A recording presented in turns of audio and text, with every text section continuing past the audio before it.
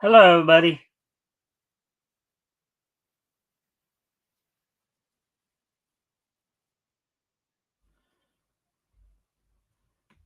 All right, welcome to the Mikestand, everybody. Happy Hump Day.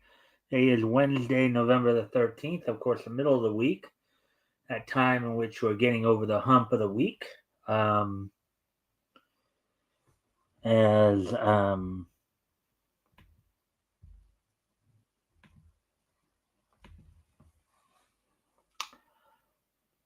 Of course, we're gonna give it a few minutes, give people a couple minutes to come in.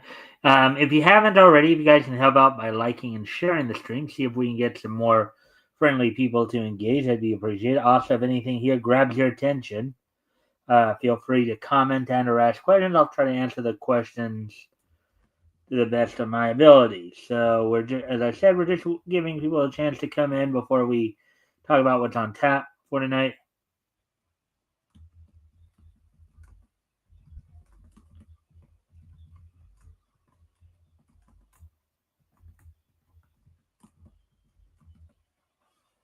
Uh, just go over real quick and see if this might be on the maybe I think might be interested. Let's see.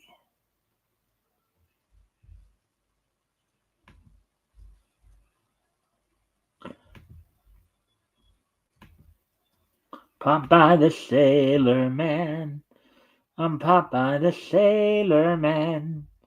I'm strong to the finish 'cause I eat my spinach. I'm Popeye Sailor Man. Casper the friendly ghost, the friendliest ghost you know. Sings and dances all day.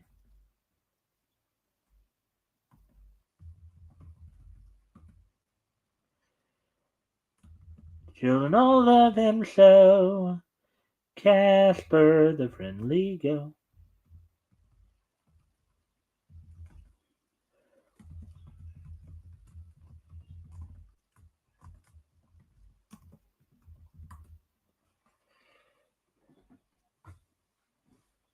Let's see. So yeah, we're coming up on 3 minutes here, so guess I'll talk about. So we got three articles we're gonna go over tonight. Two from Bounding in the Comics and one from MeTV Tunes. So the first article is one that I know has been getting a lot of traction, and I know like Hill Flash covered it among others. Which there's been some talk about a character, with the One Piece movie coming out. One of the writers come out and said that Wapple is actually based on Trump, but that has been pretty much debunked. But we're still going to look at that. Also, Beastars season 2 is coming out with its first trailer, and then also we're going to see a bit about the evolution of Elmer Fudd. Plus, we'll have, of course, the wrestling wrap up in which we talk about some WWE news as well as what's going down tonight on Dynamite, and then we will also be looking at we'll also be looking at we'll also be looking at of course, this day in each history. So, with that being said, we're at the 4 minute mark here. So, let's see, one more time here with this.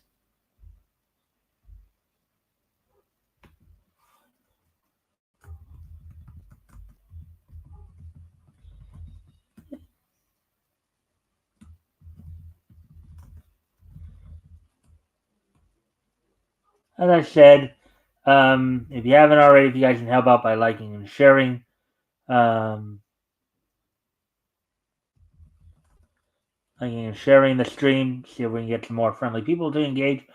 Also, if anything here grabs your attention, feel free to comment and or ask questions. I'll try to answer the questions to the best of my ability. Oh, with all that being said, why don't we go ahead and get started on the articles here. Go over to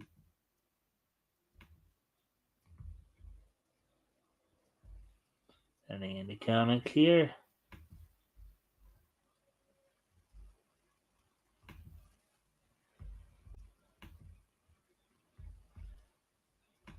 All right. And here we go. Now, as we get into this, is just after the 5-minute mark here. All right. So,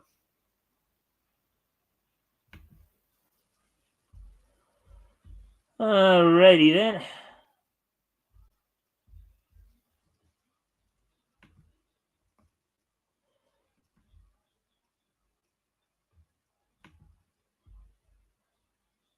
Clear this thing out, and then we'll be ready to go. So, despite character making manga debut in 2000, Netflix's One Piece writer claims series villain Wapol based on Donald Trump. So, is based on. So, basic article by Spencer McCulley published yesterday. So, one of the writers for the Netflix One Piece series is claiming that Wapol was based on Donald Trump, even though, or based on today's Donald Trump, mind you, even though he debuted back in 2000. So let's go ahead and get going on this. So let's see now. Another American presidential election, another round of politically poisoned attempting to read each and every piece of popular entertainment, regardless of such details as quote unquote, or in smaller quotes, creation date, or quote unquote context, as some sort of commentary on the entire affair. And spearheading this latest of this phenomenon is none other than Netflix's One Piece staff writer, Randy Troy, who has come out and attempted to claim that the character of Wapol was intended by mangaka Eiichiro Oda to serve as a direct commentary on Donald Trump. Now, there's obviously a couple of reasons why his thought process is wrong here, why Randy Troy's thought process is wrong. One, Trump wasn't necessarily the same person he is now. Okay, in fact, he was actually loved by everybody. He was actually even, I think, he wasn't even a Republican. He might have either been a Democrat or Reform Party at that point.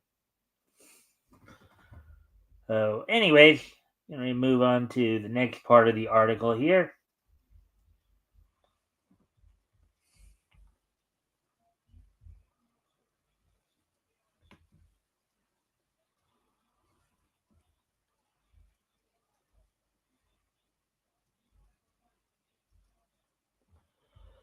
And I'm sorry that we have to see advertisements here. Nothing I can really do. My ad blocker is not working right now for some reason. Hopefully the problem will fix itself in time here. Kind of relating back to the problems I was having yesterday, basically. But anyways, introduced in the manga's 131st chapter all the way back in 2000, the stocky and purple-haired Wapol is best described as in smaller quotes, a comically stereotypical dictator, unquote.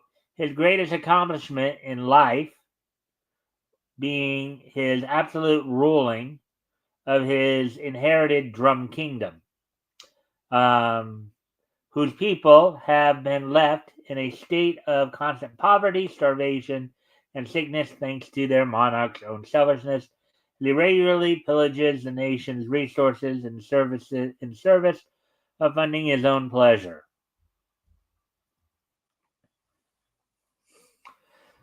Assisting Wapol in his dictatorial ambitions is the Baku Baku no Mi, in English the Munch Munch fruit, whose consumption by the villain bestowed upon him the ability to not only eat pretty much anything, but also physically duplicate their qualities upon his own person for a max of 24 hours. So basically, if he eats a piece of steel, then his body can turn into steel for 24 hours. As well as mash, in smaller quotes, together anything he has consumed in order to produce a new item. So the Munch Munch revolves around basically anything he eats. Munch Munch.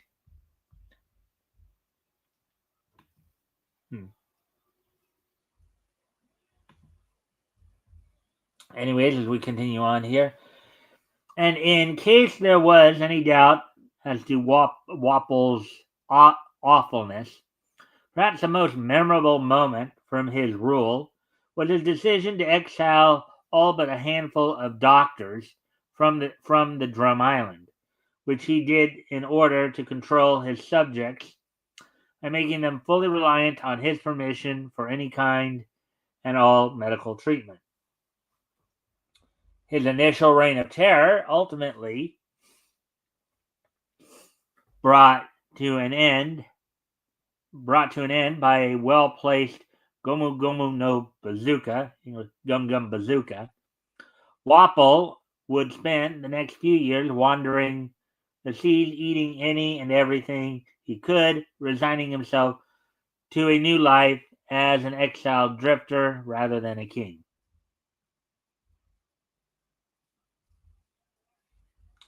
However, in the process of eating his way across the Grand Line, the former king realized that not only did he have a knack for using his devil fruit power to create toys, but that it was also capable of taking all the garbage and debris he had eaten into a new type of shape memory steel aptly named Wapple metal.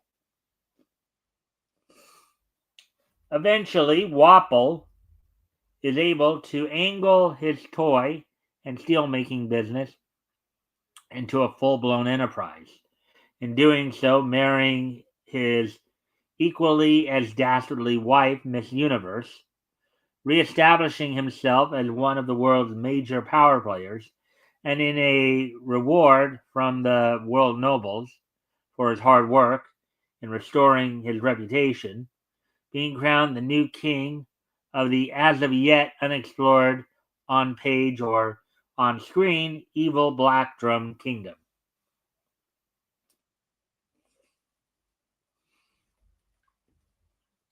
In parentheses here, and though some may presume Wapple was fully turned to the light side, given how recent chapters have shown him teaming up with Straw Hat ally Nefertari Vivi to evade the clutches of the world government. It should be noted that he is not helping the blue-haired princess out of any specific desire to do good, but rather simply to save his own hide from being completely obliterated by the government's highest-ranking members, the Five Elders.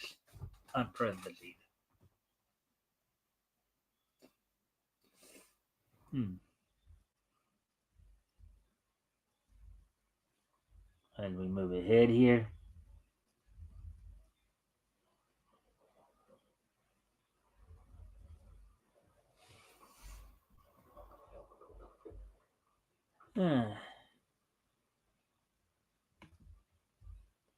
And again, if you guys haven't already, if you guys can help out by liking and sharing the stream, see if we can get some more friendly people in here to engage. Also, if anything here grabs your attention, feel free to comment and or ask questions. I'll try to answer the questions to the best of my ability.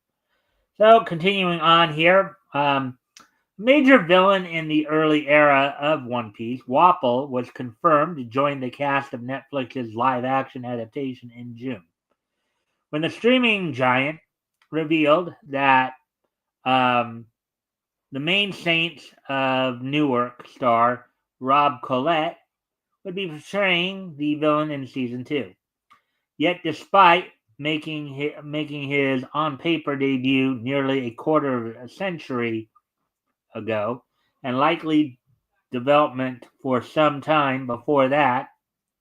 The aforementioned Troy believes that the whole of Wapple's character was created by Oda as some sort of precognitive criticism of the newly reelected Trump.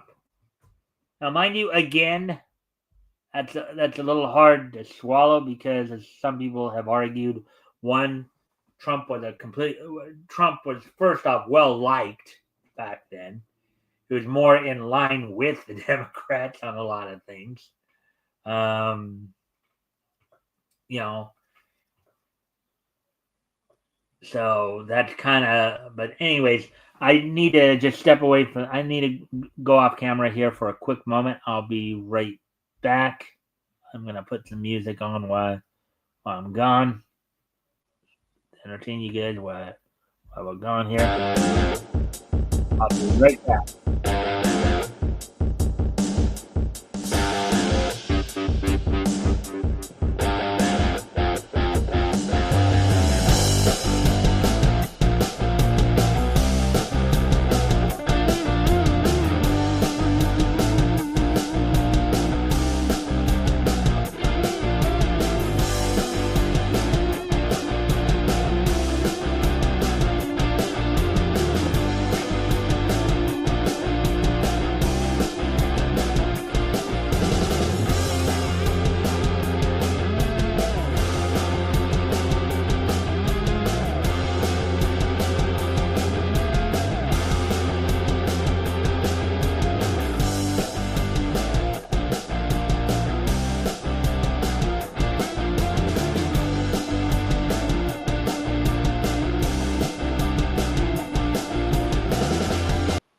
Hey, I'm back. Sorry about that.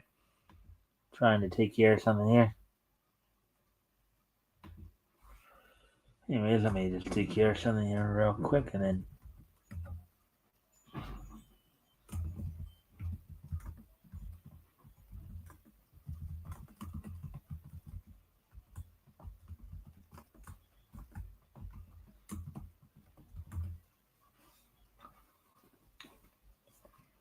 All right, so let's go back to the article here. Okay.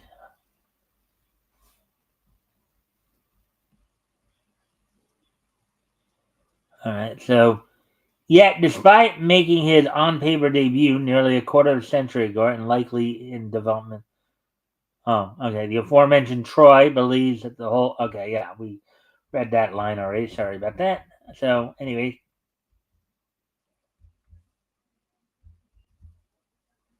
All right.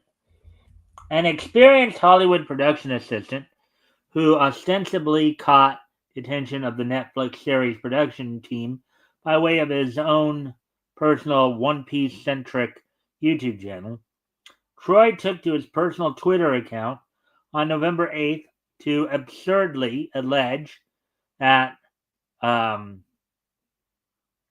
the greedy and petulant Wapple is based on Donald Trump, whose family name comes from the German Drumpf, hence where Drum Kingdom gets its name. Unquote.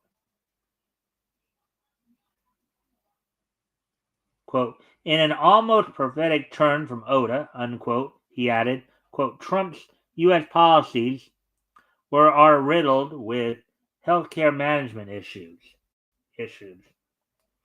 unquote.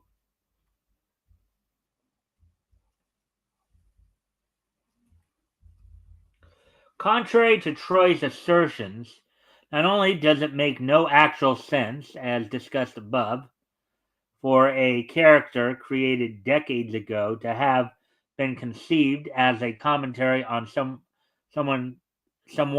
thing, or event that literally had not yet come into being. But the name of Wapple's Drum Kingdom has absolutely nothing to do with Trump. Has been commented on several occasions here. Rather, as explained by Oda himself in the manga's 25th logbook, in smaller quotes, in parentheses, the colloquial title for the current run of multi-chapter One Piece catch-up collections, unparentheses, quote, one day I read a book and found a photo about Drum Rock. If I remember correctly, Drum Rock is located in Canada. The rock looked cool, so I drew an island called Drum Island with a mountain called Drum Rocky. Thus, the so-called, in smaller quotes, chopper arc started.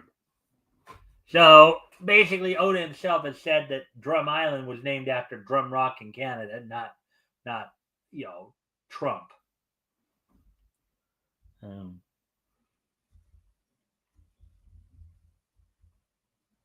In response, Troy was met with pushback from fellow One Piece fan at Norm Art the Nomad. Oh wait, no.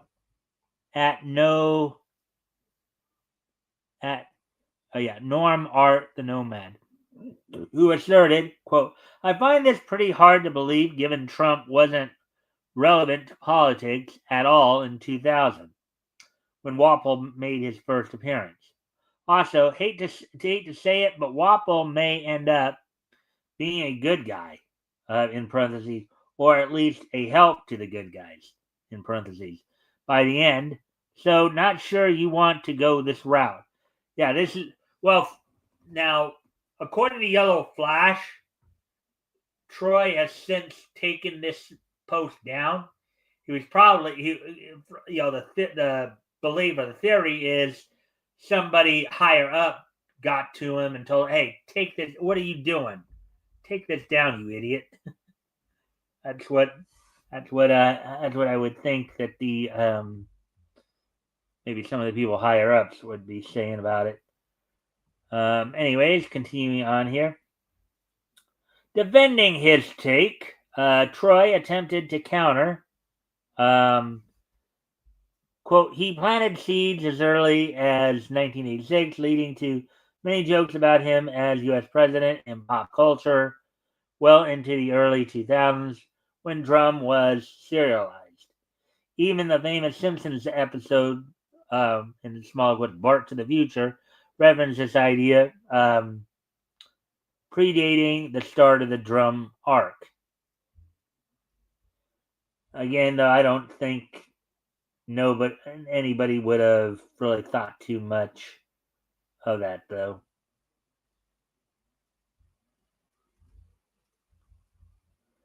Following further criticism from One Piece fans, Troy eventually deleted the above pair of Wapple-related tweets and has since declined to further comment on the matter. Yeah, again, I know Yellow Flash kind of put the theory out there that somebody higher up probably told him take it down. Somebody higher up told him, no, that's not what happened, or something to that effect. So, at current, though filming commenced in August, Netflix has yet to announce an official start date for One Piece's second season. And we're done with that. We're done with that article.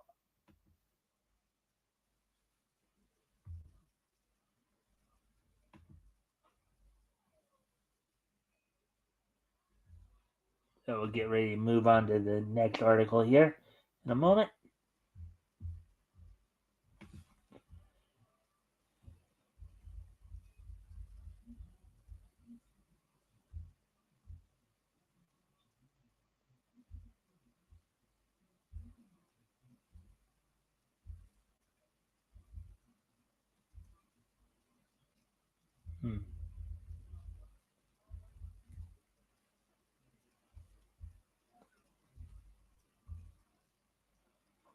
Just got to get back to them.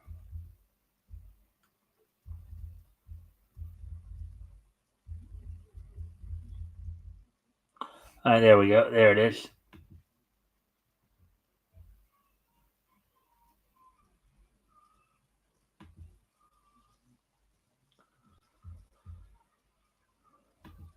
All right.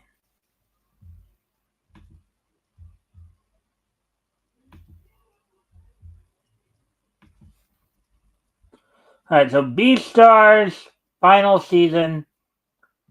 Oh, yeah, let me see if I can get a better.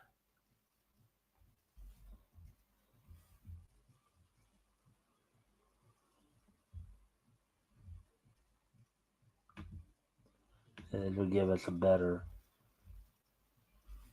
Beastars. Okay.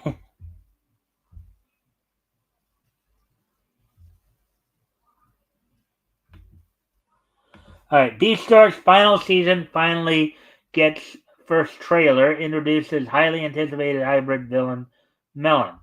Article by Nerdigans published yesterday. So, there we go.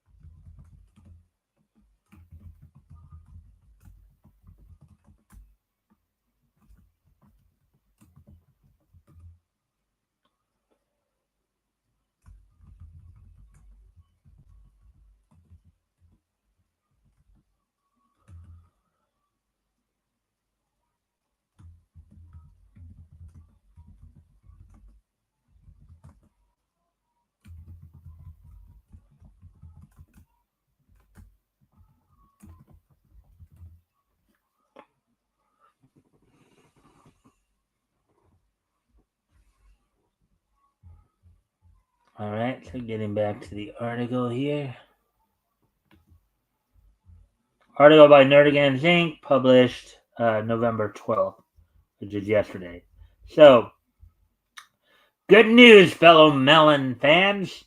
It may have taken 3 years since the series received its finale announcement, but thanks to Beastars' upcoming final season finally getting its first trailer, audiences have been given their first look at Netflix and Studio Orange's an animated take on the aforementioned half-breed villain.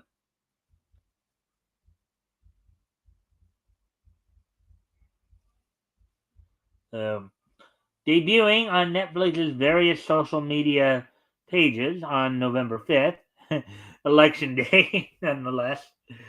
Um, the first official look at Beastars' third and final season showcases some of the new chapters or some of the new characters who are set to not only make their debut, but also play a role in uncovering a long hidden secret regarding Legoshi, voiced in the Japanese by Chikahiro Kobayashi, who provided the voice of Shion Yamada Simon in Hell's Paradise, Jigoku Raku. Genetic background.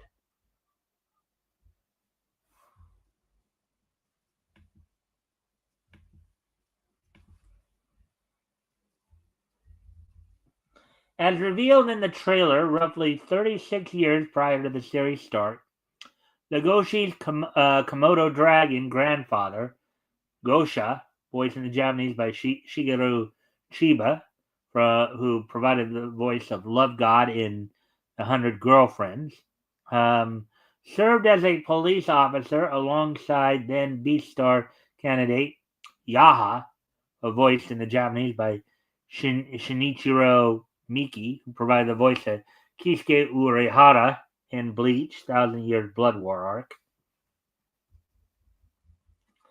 At the time, the duo shared a dream of becoming co-Beastars in order to prove that different species could peacefully coexist. Unfortunately, this would never come to be, as Gosha would eventually abandon this path after he fell in love with Legoshi's grandmother, the gray wolf Toki, and miraculously got her pregnant with a Komodo dragon wolf hybrid daughter, Liano, who would eventually go on to have a hybrid child of her own in the form of the aforementioned Legoshi. Suffice to say, this reveal that Legoshi is not a quote-unquote pure breed is not one the young protagonist will want getting out.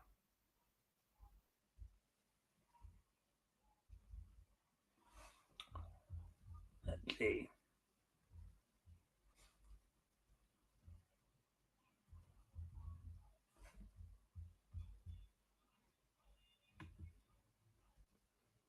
All right.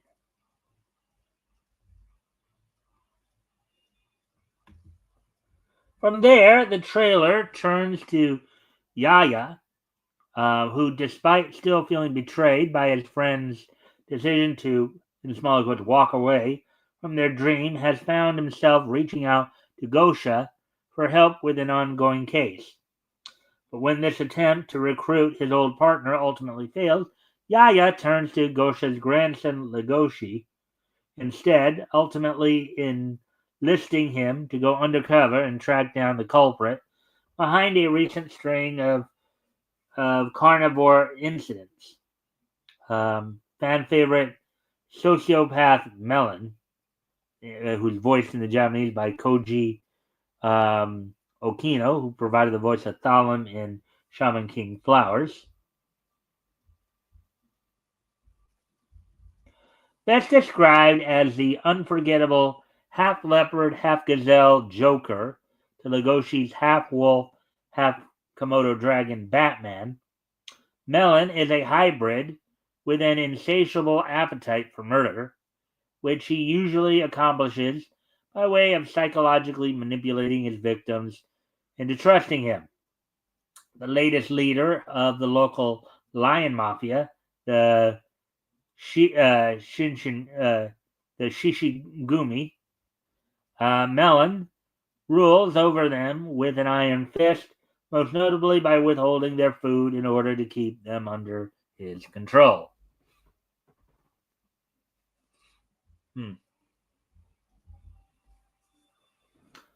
Per the trailer's final frames, the season 3, part 1 half of Netflix and Studio Orange's animated adaptation of Paru Itagaki's Beastars is currently set to unleash, in small quotes, its inner animal worldwide on December 5th.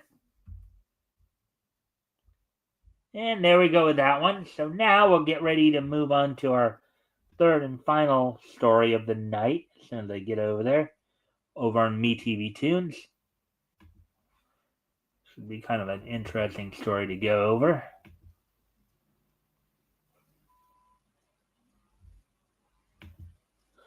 I found this earlier today.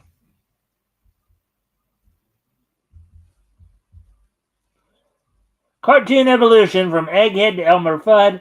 Let's explore Elmer Fudd's origin story. So that's kind of the key thing here. It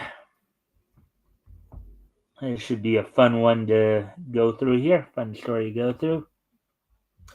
Cartoon evolution from Egghead to Elmer Fudd. Let's explore Elmer Fudd's origin story. Published today at 1:50 p.m.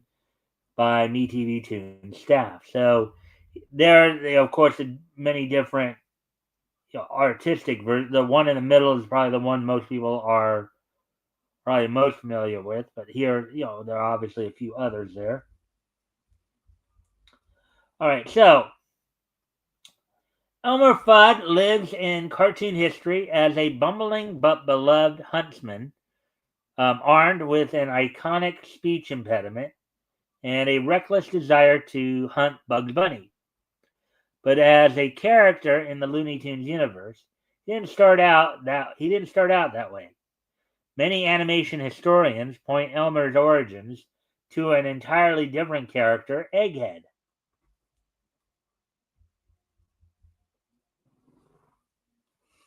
kind of the idea of the kind of round roly poly type figure with a bald head.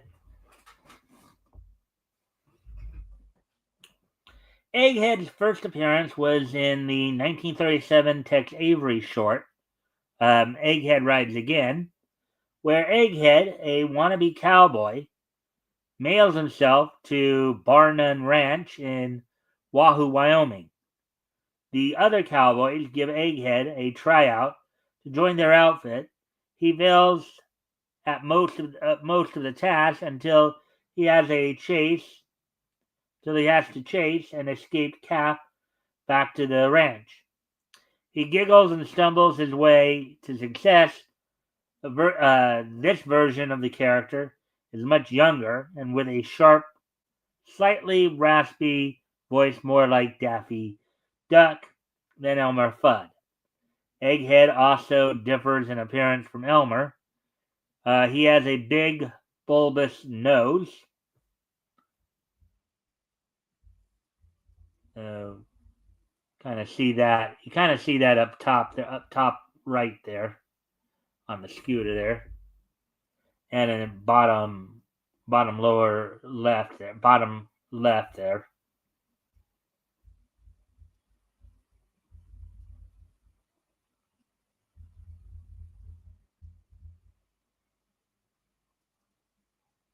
Um, let's see. Clownishly large feet and a very short compared to the other characters. But like Elmer, he is bald underneath his comically large cowboy hat. At the time, most Warner Brothers cartoon characters were one and done, but Tex Avery decided to bring Egghead back for Daffy Duck and Egghead. In this short, much like Elmer, he's hunting Daffy Duck. Also, like Elmer, he shushes the audience because he's hunting Duck. In this short, Egghead's voice is more mellowed out, and he has a Mo Howard style black bowl cut. So I think the variation of the character they're talking about is um, the one there in the upper left hand corner there of the four pictures there.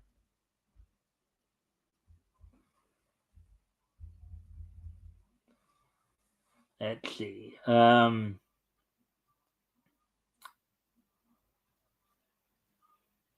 Egghead ends up in many of the same scenarios we later see Elmer go through in the rabbit season.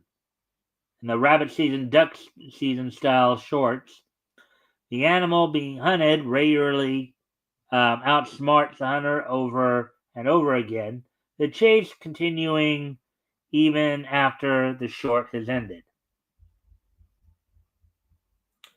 Much of the controversy in the Egghead Elmer debate stems from Little Red Walking Hood, another Tex Avery short that places the classic Little Red Riding Hood story in the 1930s with a flashy wolf driving a big yellow car. The short premiered between Egghead Rides Again and Daffy Duck and Egghead. The character is listed as Elmer, but he looks exactly like Egghead. Short, bulbous nose, egg-shaped head. This time around, Elmer wears a mismatched green suit, paired with a bowler hat, and whistles for most of the short before saving Little Red Riding Hood. So that's the lower left hand picture right there. So the first paragraph gave us the top right picture. The second paragraph, the top left picture, and then the lower left hand picture is what we just read there.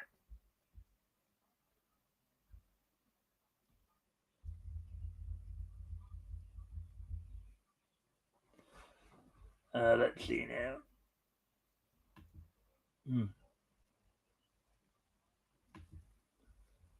Let's see. When he finally speaks, we hear another voice change. This time, a more goofy, bubbly voice, entirely different from the two previous Egghead voices. Both Egghead and Elmer continued to have interchangeable shorts throughout 1937-1938, appearing basically identical and both voiced by the same voice actor, Danny Webb.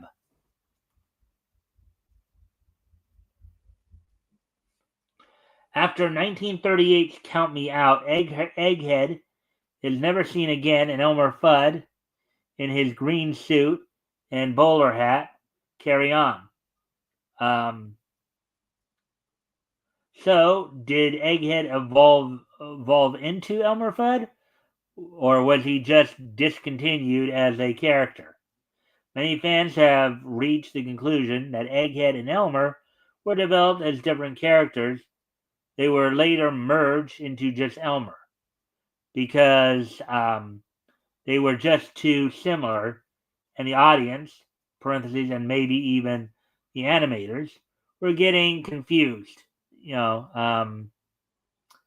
Animation historian Michael Barrier brings up opposing evidence cited in the Library of Congress description of one of the earliest Elmer Fudd cartoons, Cinderella Meets Fella, where the copyright description lists Elmer Fudd as Egghead's brother. Even with this information, Elmer and Egghead existing as distinct characters still hotly debated to this day.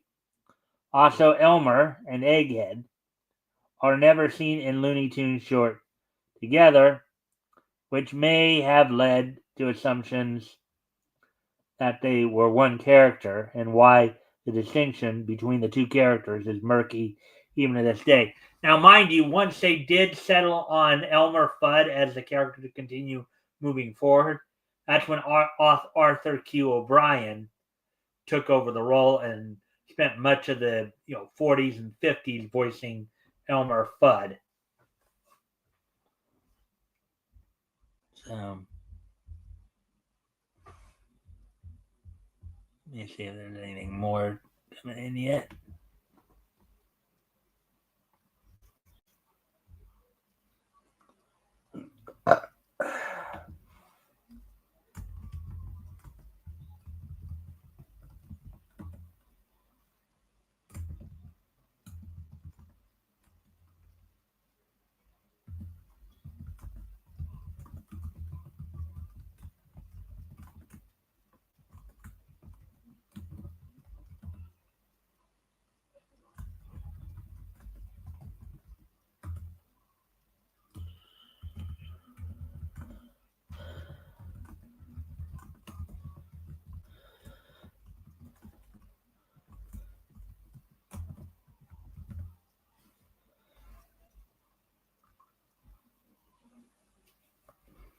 Alright, so continuing on here. Let me get back to the article here. Elmer's character continued evolving after Egghead's departure, and the biggest change came with Elmer's new voice actor, Arthur Q. Bryan. Yeah, the Q can sometimes throw you off there. As animators softened Elmer's appearance to a taller figure with a chin, smaller head, and nose, Bryan added complexity with Elmer's new speech impediment. Doing an impression of another Looney Tunes character, Dan McFoo, Bryan had Elmer pronounce his R's and L's like W's. Ooh, that wascally wabbit! This vocal change secured Bryan a job as the main voice of Elmer Fudd for the rest of his life, but also cemented Elmer's sound.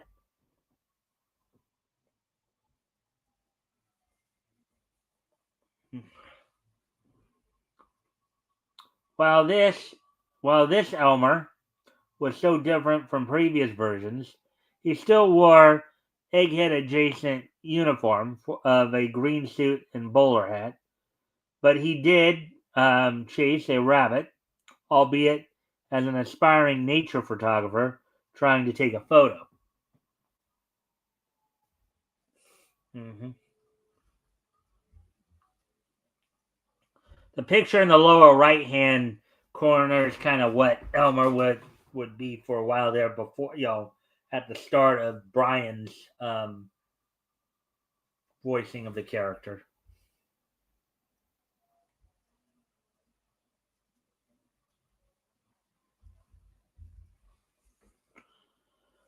Let's see. But he did. Okay, yeah. All right. This version of Elmer would be the go-to for several shorts until one fateful classic changed everything. 1940's A Wild Hare gave us the Elmer we know and love today, with his hunting cap, hunting clothes, and gun, whispering, "Be very, very quiet. I'm hunting rabbits." So the center picture there.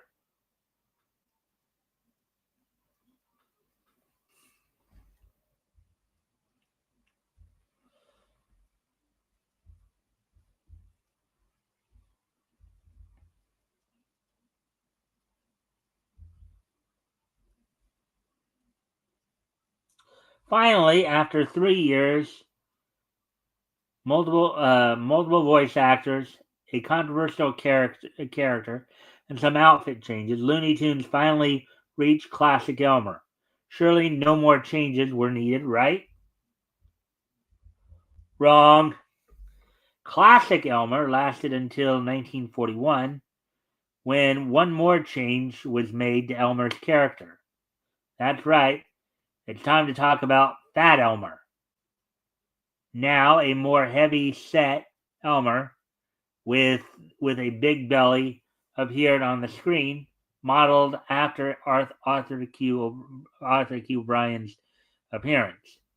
So Fat Elmer is the one in the lower right hand corner right there.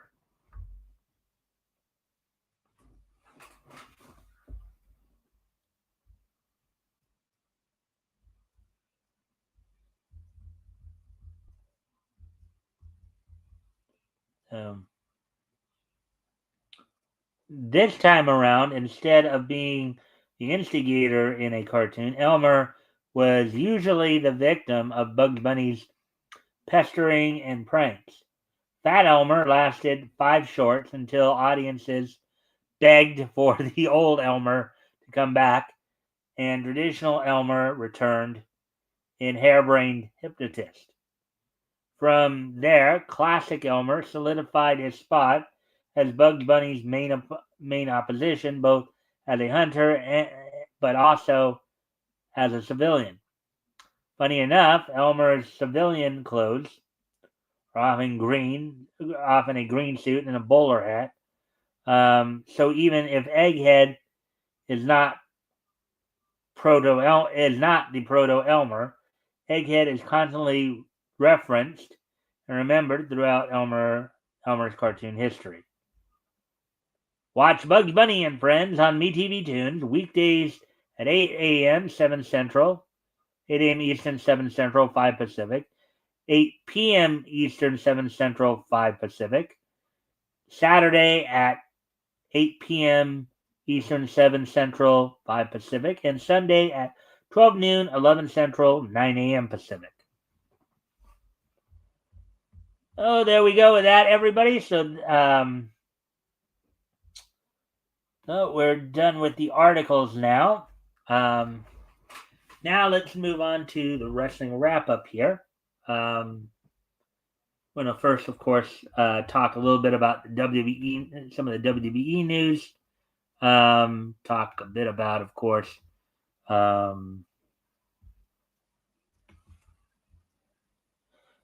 talk a little bit also about last night's NXT. So a couple of pieces of news did come out today. First off, there is some speculation that CM Punk may be making his return at Survivor Series on the 30th. That's not been confirmed yet. That's only a rumor that's being placed out there. There's some talk also that Paul Heyman may also be making his TV return soon as well. Considering the relationship that Heyman and Punk has, there's some suggestion that maybe Punk will join Roman Reigns' team of Roman, the Usos, and Sami Zayn in their fight against the new bloodline of Solo Sikoa, Tama Tonga, Toa Leona, and Jacob Fatu and their fifth man. So has been some talk there. Also, and then going back to last night's NXT from the Performance Center. The show opened up in a tag team match in which Julia and Stephanie Bakur defeated Metaphor, the Metaphor duo of Jakara Jackson and Lash Legend. In the women's Iron Survivor Challenge qualifying match, Sol Ruka defeated Cora Jade. In the men's Iron Survivor Challenge qualifying match, Wes Lee defeated Cedric Alexander. Some people speculating that some of Cedric's frustrations starting to get the better of him as he did some heel stuff on last night's show. There's some talk that there may be a heel turn coming him. Nikita Lyons defeated Adriana Rizzo.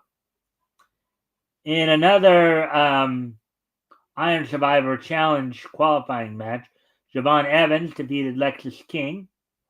And the main event saw Fallon Henley retain the NXT Women's North American title over Kalani Jordan, the former champ.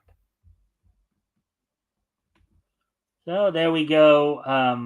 The North American Women's Championship, of course. Let's see. Now to talk about what happened, what's planned for tonight's Dynamite. And apparently they don't even have anything. Have that up yet. I wonder.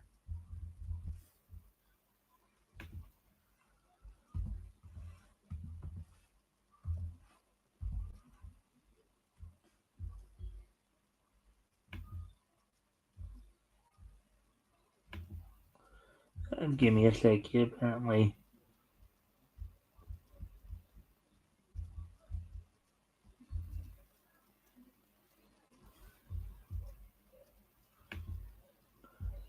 So coming up for tonight's Dynamite,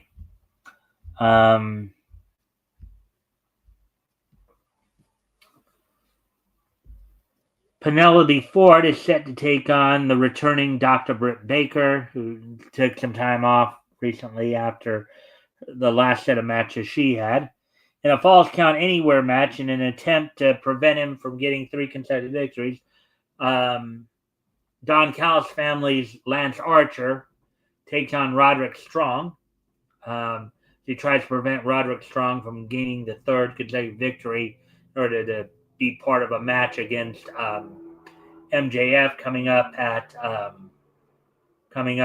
in about a little over a week away, about a week and a half away at Full Gear. Christian Cage and Adam Page team up to take on Bang Bang Gang of Juice Robinson and Jay White. Match set up last week with Page attacking Jay White. In another full gear 4-way contender series tag team match, as so far there's a four-way tag team match for the AEW World Tag Team Champions at Full Gear.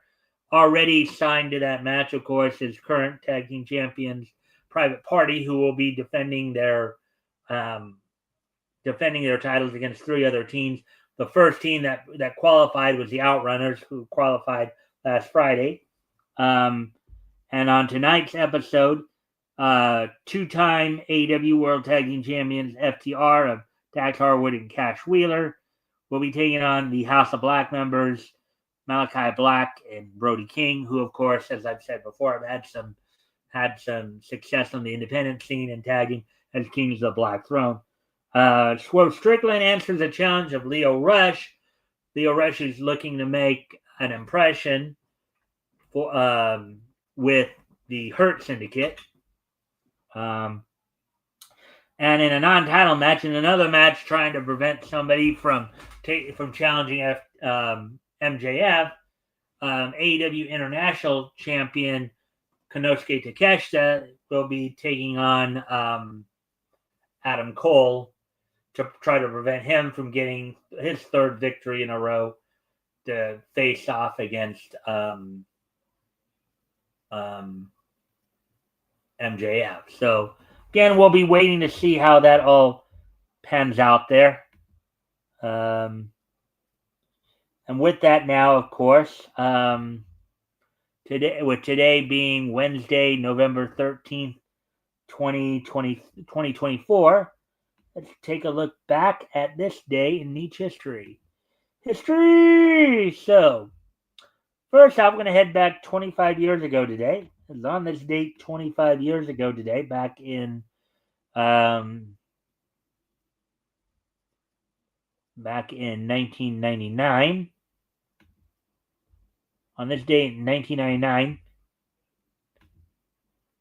Pixar Animation Studios' Toy Story 2 premiered at the El Capitan Theater back on this date, back in 1999. So 25 years ago today, Pixar's Toy Story 2 premiered at the El Capitan Theater back on this date, back in 1999.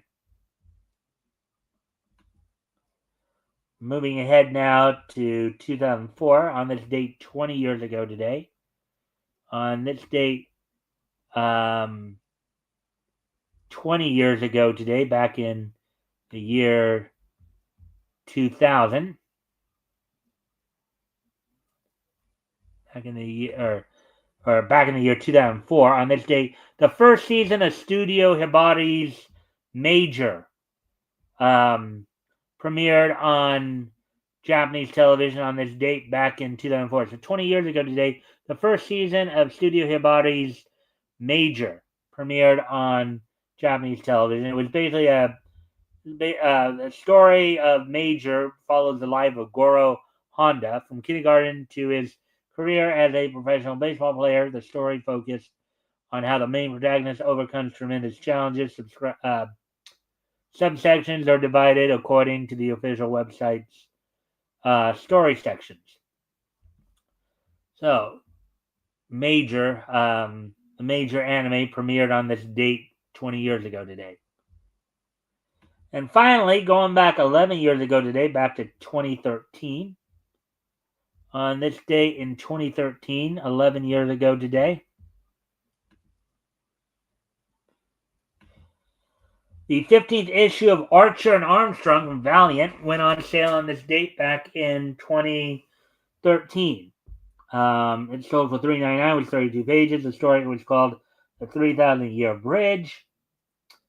Written by Fred Van Lente, with Kari Evans doing the art, Simon Rowland doing the lettering, and David Barron doing the coloring. So,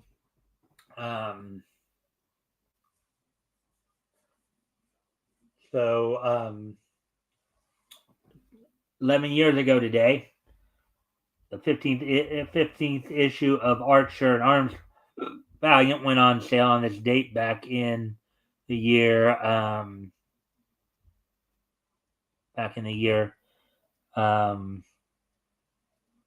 2013. So with that, I thank everybody for being here tonight. So tomorrow night we'll have more niche news. Let me just check something here real quick. See if they have more niche news tomorrow. Let me just check something here real quick. Oh, yeah.